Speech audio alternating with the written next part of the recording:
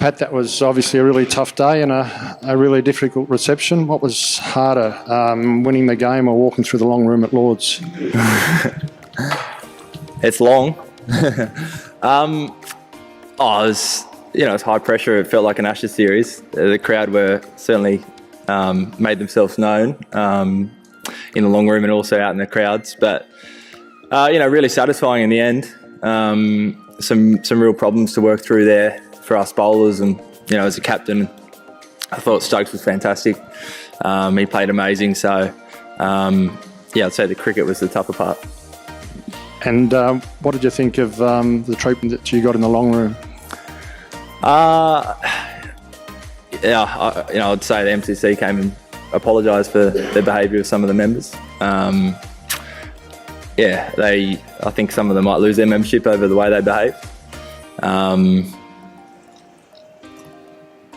That's it. Should players still have to walk through the long room? Should what, sorry? Should players still have to walk through the long room? Other than that kind of one time, they were fantastic all week. The members here are normally fantastic, really welcoming. It's something special about playing at Lord's is you feel like you're at a really special place, surrounded by people who just share a love of the game. So, I don't know. I quite like the tradition. Yeah.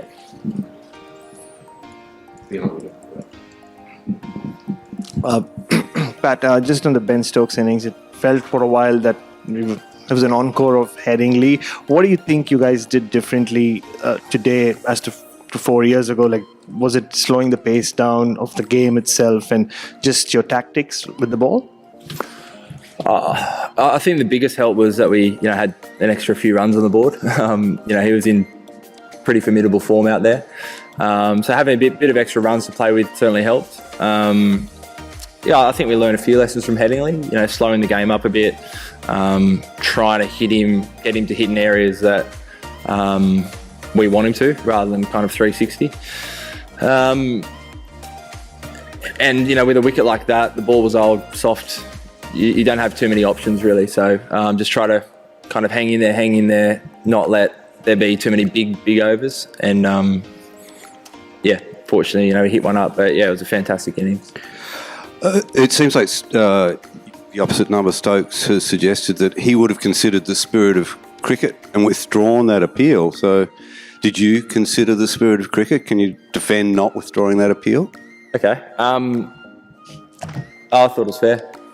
It's you see Jonny do it all the time. He did it day one to Davey Warner. He did it in 2019 to Steve. It's a really common thing for keepers to do if they see a batter keep leaving their crease. So, Kez, full credit to him, saw the opportunity. I think Jonny did it a few balls beforehand, rolled it at the stumps. Jonny left his crease. You leave the rest to the umpires. Over here. Yeah, hi Pat. Just wanted to ask about the sort of committee meeting there was just after Stokes hit start for a couple of sixes just before drinks. Could you tell us sort of what was said, how your plans changed after that, and sort of what you felt you needed to do differently? Yeah, I think before that we felt like, whatever it was, 100 plus runs was a long way away with bounces. I think after that the wind was howling towards whatever that stand is. So it just felt like we needed to go away from that stand, really, get him into the offside away from that. It's just, he's too good a player and it's too short a boundary.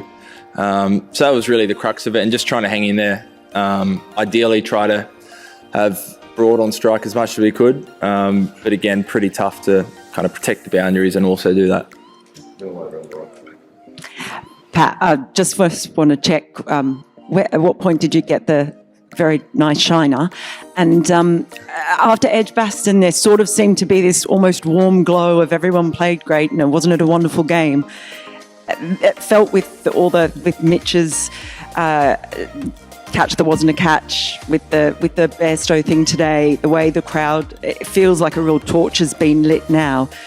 How do you see this series going forward? Has it gone up a notch? And is it going to affect the way that you play and you're received? I got the shiner on maybe day 2 fielding. I just dived for a ball and didn't use my hands. So I got to fix up that. Yeah, it seems like every Ashes has some drama to it. Even one-sided Ashes in the past things get stoked up halfway through a series. So I think if anything, it just feels like it's kind of, you've got two old rivals who are playing against each other, and is it going to change anything? I don't think so. I don't think it'll change anything for us. I think we're still amicable. So we'll see how it's played out. I feel the good thing about, I guess, at this stage, rather than 2019 when we lost Headingley, it became 1-1. Being up 2-0's something we should be really proud of as a group. But yeah, I don't feel like this series needed any more attention because there's a lot going on. But maybe there is some more. Pat, you said that maybe one or two of the people might lose their membership for the way they behave. Could you, from your point of view and your team's point of view, just explain exactly what happened and what was said? I think they were just quite aggressive and abusive towards some of our players, which, I know the MCC weren't too happy with. Oh, sorry. Yeah, that's right. Pat, two things first. Can I clarify? In that statement we've seen from Cricket Australia, it suggested there was physical contact from members in that pavilion. Can you talk us through anything that happened along those lines? Sorry, what was the first bit there? In the statement from Cricket Australia from Cole, it suggested that there was physical contact in the pavilion from members. Can you talk us through anything you saw there or what happened there? No, I didn't see or hear any of that. No, it was just verbal what I saw. Yeah. Okay, gotcha. And secondly, just at the time of that stumping, I think Ben Stokes entered into your huddle and spoke to you. Was there any request from Ben at that point for you to withdraw the appeal, or what was actually said there? Because it seemed pretty fiery.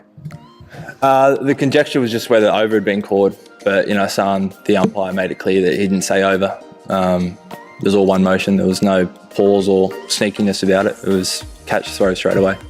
Given what you said there about you standing by the appeal, that Ben thinks that you guys should have withdrawn the appeal, all the stuff you're talking about here with the members and abuse, is it the kind of thing that you need to speak to Ben yourself and kind of sort it out before it escalates any further?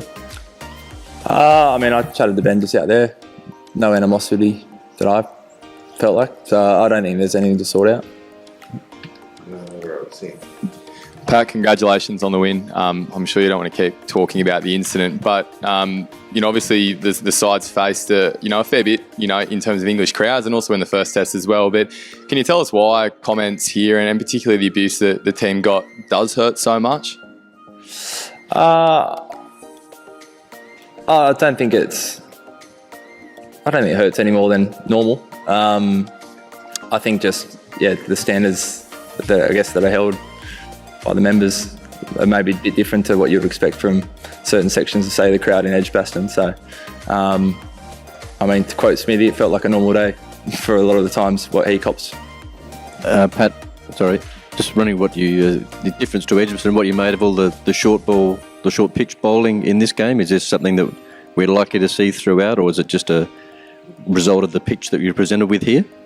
I think the biggest fact by far was the wicket. If there was clouds at times, there was a little bit of swing, but outside of that, there was no sideways movement at all. There wasn't a lot of pace in the wicket, wasn't a lot of bounce, so don't have too many kind of options to throw out there other than the short ball plan. And after it started working, you saw both teams persist with it. So no doubt we'll see both teams go to that a bit throughout the series, but I think the main factor always comes back to the wicket.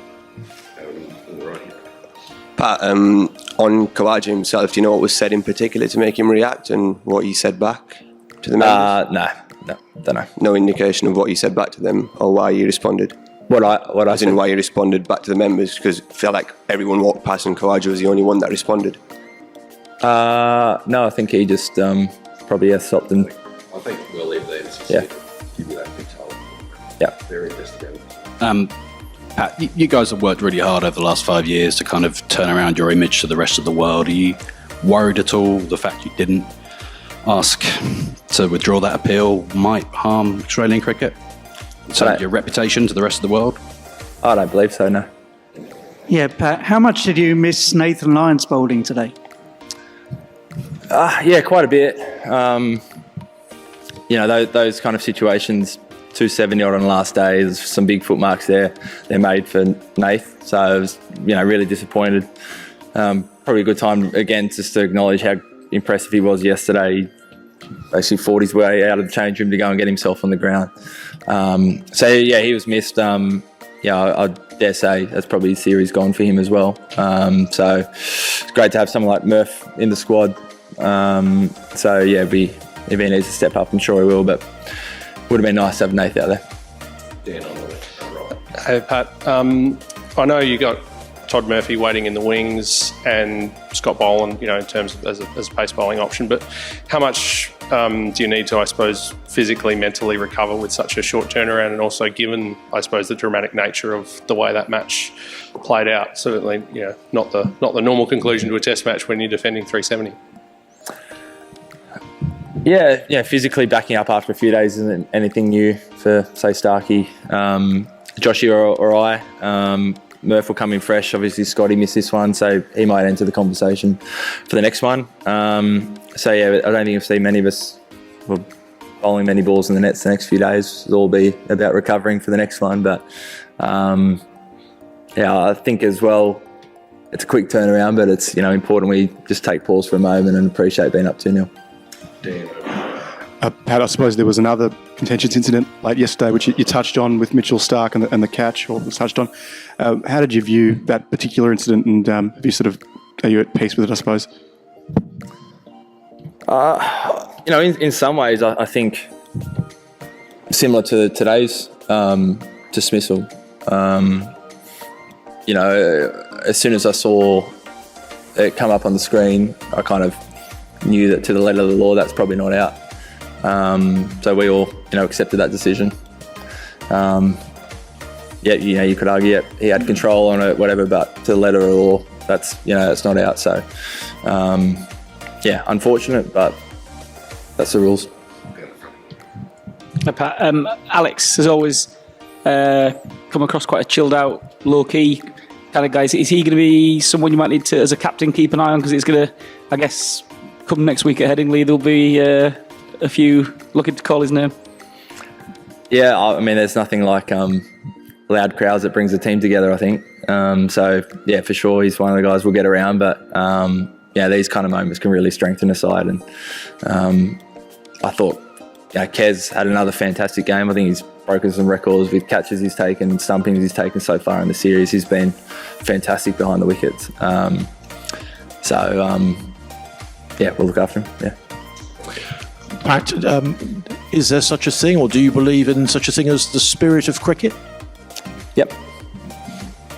Do you think, after Bairstow's dismissal today, which was within the letter of the law, no disputing that, but are we in danger of seeing mancads or underarm bowling later on this series?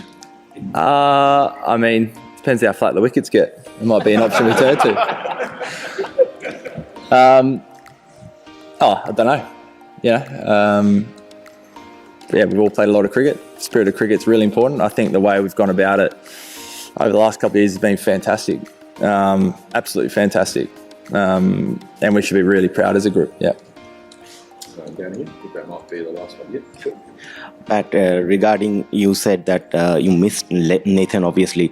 So, do you think this rules regarding substitution needs to be more flexible? Like substitution, like injuries like Nathan had, should be treated as concussion, and you should be given a fair chance of doing that. Ravichandran Ashwin on Twitter also advocated this today.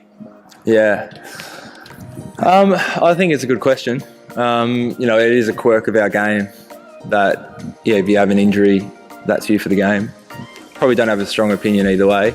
It would be nice if someone has a significant injury that you could. I think everyone, it's good for the fans, good for the competition. But it's really hard to probably manage. Yeah. Hi, Pat. Hello.